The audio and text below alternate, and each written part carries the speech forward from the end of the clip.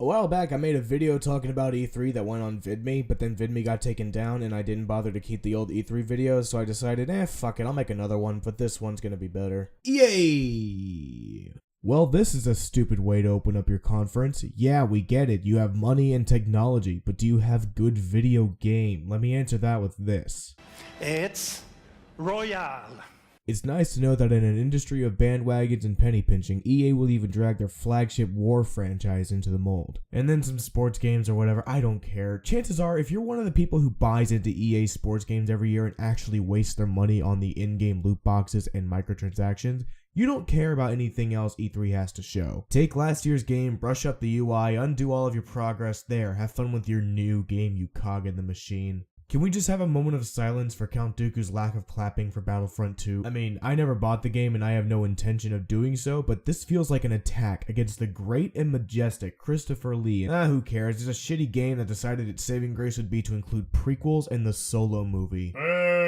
I played Unraveled when it came out because it looked genuinely interesting, and my final verdict on that game is yawn! But hey, I always wanted a co-op version so that I can be bored with a friend. This game looks like it's going to be great, but that's been the case with a lot of games recently, so I'm gonna give this a hard maybe. Oh, we're doing sports again. Okay, I'm gonna take a nap then. I don't trust Anthem. I don't care what EA or BioWare says, I do not trust a game that makes me feel like I'm playing Destiny. Oh cool, you made promises and gave us jetpacks. EA, you are too far gone to even consider not being pieces of shit. And BioWare, I can't trust anything you guys put out anymore. What we had was special, but I need to move on. Now please, get the fuck off my leg and get out of my house. My penis is so small and shriveled you can call it a Microsoft. I didn't grow up playing Halo, so I never developed this blind faith to it, so I feel like I need to be the voice of reason. Take your feelings and get them under control. Halo is now a shell of what it formerly once was. To look at this and get excited is like looking at a cake through a window and going around it to find out it was only a picture of a cake. I get it, you're hyped,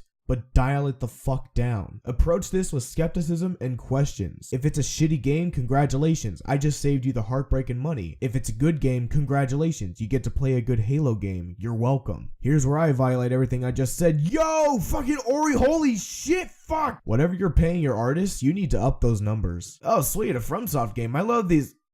Oh no.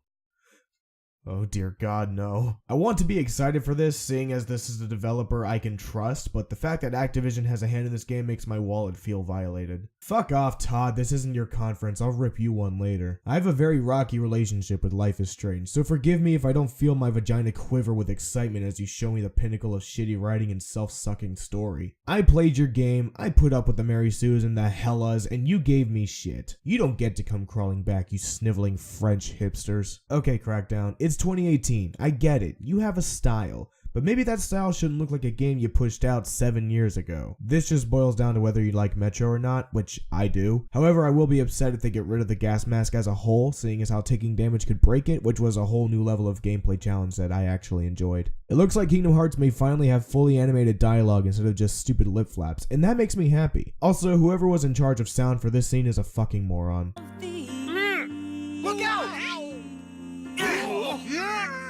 Oh hey look, The Division got a sequel. Now all you have to do is scale the graphics back a couple years, get rid of the cool reflections and lighting, and you have the final product that you're inevitably gonna buy. Look, I personally don't mind, I like The Division, I thought it looked good, I just wish it offered more of a story as well as some diverse gameplay. After a while, I got bored because I realized I was doing the same thing over and over again, and I honestly didn't even know why. I have a whole video talking about that kind of thing, you should go check it out. Let's revive Devil May Cry by showing you footage of the boring one that looks exactly like the shitty one. The fact that this trailer implies that Naruto is going to fight Frieza and it wants me to take it seriously makes me immediately not want this game. Also, the gameplay just looks super generic. Oh hey, a new Gears of War game. You ballsy pieces of shit. You can feel the disappointment in the audience when this happened. At least they had the sense to actually show a real Gears game even if it looks underwhelming. Bethesda, go to your room. Bethesda...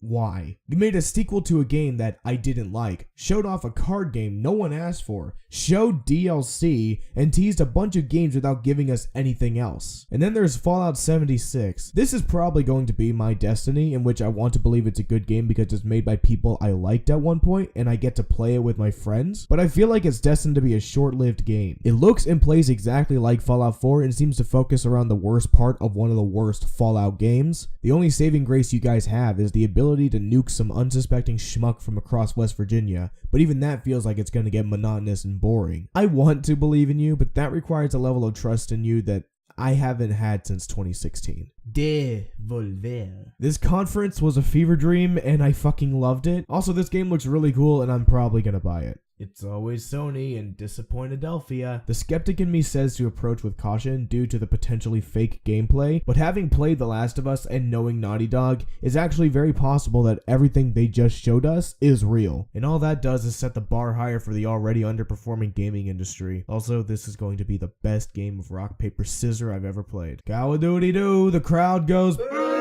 Looking back at all the samurai games that I've played, it's genuinely surprising that I haven't played one that didn't include fantasy or magical elements. This game looks fucking glorious and I'm genuinely interested in it. Don't fuck it up. It's about fucking time. Don't get me wrong, I wanted this as much as you, but I can't be excited for it until I see gameplay. If it plays like Resident Evil 7, then I'll be a little disappointed, and if it plays like the original Resident Evil 2, that would be a huge mistake. I'll keep an eye on it, but the same goes for them, don't fuck it up. You got your black flag in my Kingdom Hearts. Jack Sparrow does look better this time around, though. Jesus Christ!